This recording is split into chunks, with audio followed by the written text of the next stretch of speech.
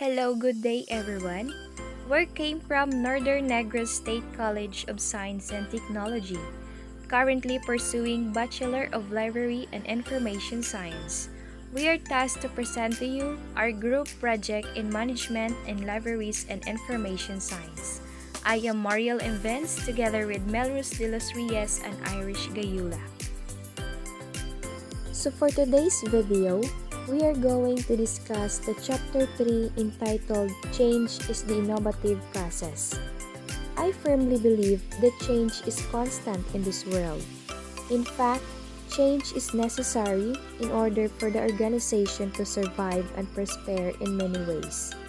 This would probably mean that old ways of looking at things may need to be discarded in a culture of empowerment developed to address issues and enhance quality of services, most especially in libraries.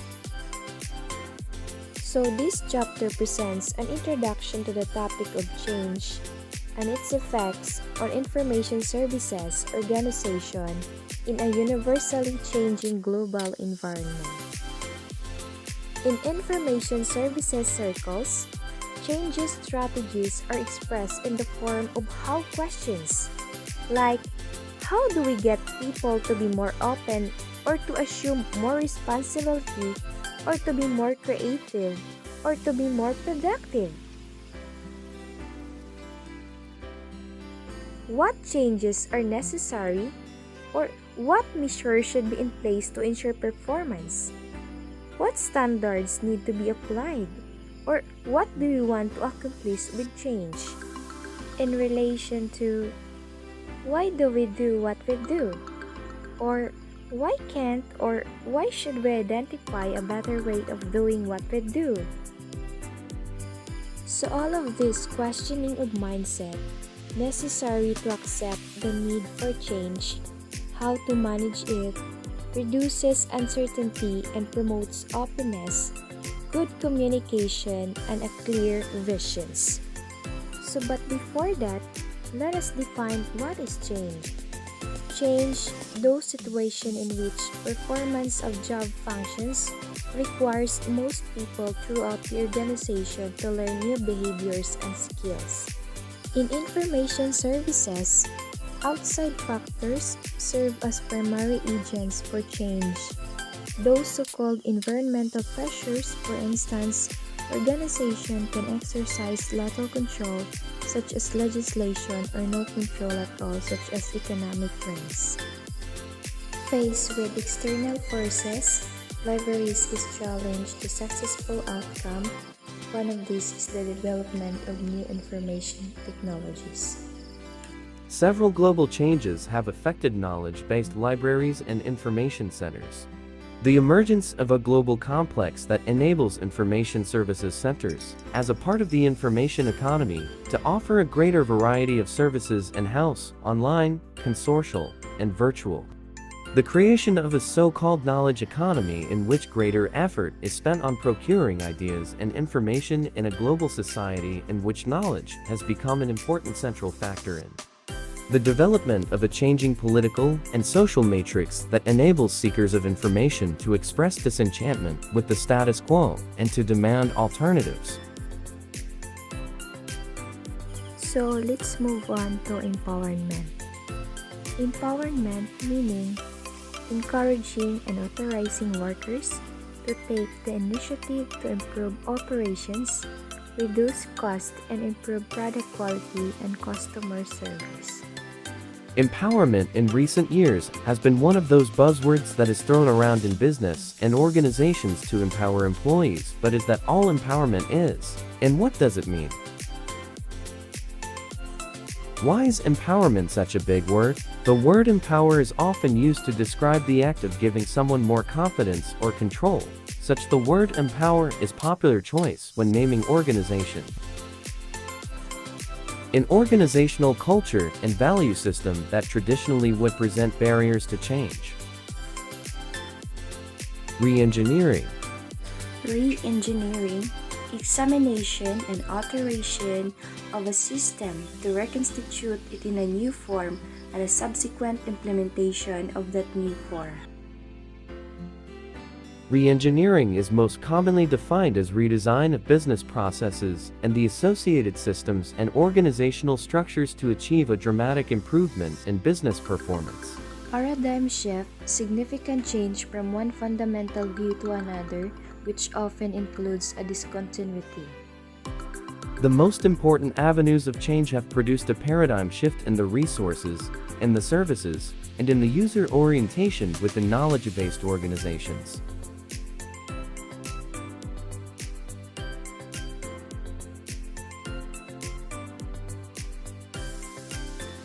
Two approaches to change can be identified in organizational structures.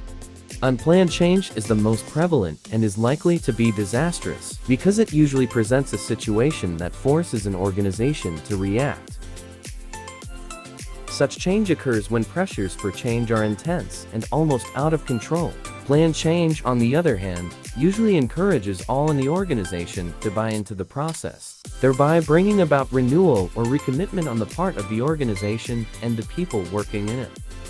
The change process is evolutionary because tasks, technologies, and even organizational structure are dictated by constantly changing environmental pressures. Those influence the attitudes, habits, and values of persons working in the organization in a changing political, economic, social, and technological climate. The library of today can be considered an open system that receives input from the outside, absorbs it, transforms that information, and then transmits it back into the environment. This proactive type of organization includes a number of subsystems that, in turn, respond to this change cycle. Goals and objectives are determined, to a great extent, by that larger environment, and if the organization is to be successful, it must depend upon that outside input to be able to produce usable output against which the success of goals and objectives can be measured. Psychosocial subsystem is formed by individuals and groups interacting both within the system and with groups of individuals outside the system. The structure of the organization subsystem determines the way assignments are divided and work is carried out, those being reflected in documents such as organization charts, performance evaluation processes, policies relating to service and structure, and procedures manuals. Technical subsystem is shaped by the specialized knowledge, skills, and techniques required and the types of technological equipment involved. These subsystems continually interact in informal and formal ways within the overall system. No one will listen. Hey Martin, what's wrong? I've had enough of this. Every change I suggested is knocked down. It's impossible to change anything around here. And maybe your suggestions are no good? That's nonsense. You know why it happens. Everybody knows. It's because people resist change. Resist. You are wrong. I don't resist change, and neither does the average Joe. Everyone is pushed for major changes in his or her life. Many young people leave their homes, choose to get married, prefer children, and show me somebody who resists the change of a promotion at work. Can you really fool yourself that you don't resist change? I resist only the changes that I have a good reason to resist. The others I accept. Baloney! Try me. Okay, I'm game. Making a change is like climbing a mountain. Here's one. Climb it. Don't think so. Haha, you see? You do resist change. I don't resist change. I resist this particular change because I don't have a reason to climb the mountain. I don't see the plus in the change. What's a good reason for you? A higher salary, better health, or an improved relationship. Okay, I'll take care of your excuse. There's a pot of gold waiting for you up there. Resistance occurs for a variety of reasons. People do not understand or do not want to understand the need for change. People are skeptical about the success of the effort. People sometimes have not been fully informed, an indication that effective communication is a key factor that is sometimes lacking. People's habits and securities are threatened. They may feel their basic assumptions, their personal values, and their senses of security or friendship are threatened. People may be satisfied with the status quo, with the way things are and with current priorities and working relationships, particularly because groups of individuals comfortable working together. People have vested interest and what they view as a clear perception of what is needed or wanted, and even though they may be somewhat open to change, it is only on their own terms. The speed with which change occurs causes greater strain on the organization. Inertia in an organization requires considerable effort in order for it to be redirected. The organization may not be ready for change. Rapidly changing technology and societal conditions render some individuals obsolete. Change is difficult to implement. Any type of transformation or transition is difficult. In many cases, it can be anticipated that there will be some resistance to change. Therefore, resistance must be recognized, valued, and managed. Change in organizational behavior of libraries and information centers is the result of recognition that today's knowledge-intense climate requires a different structure, attitude, and outcome on the part of those organizations. It requires collaboration and cooperation among all levels of workers, primarily in self-directed teams.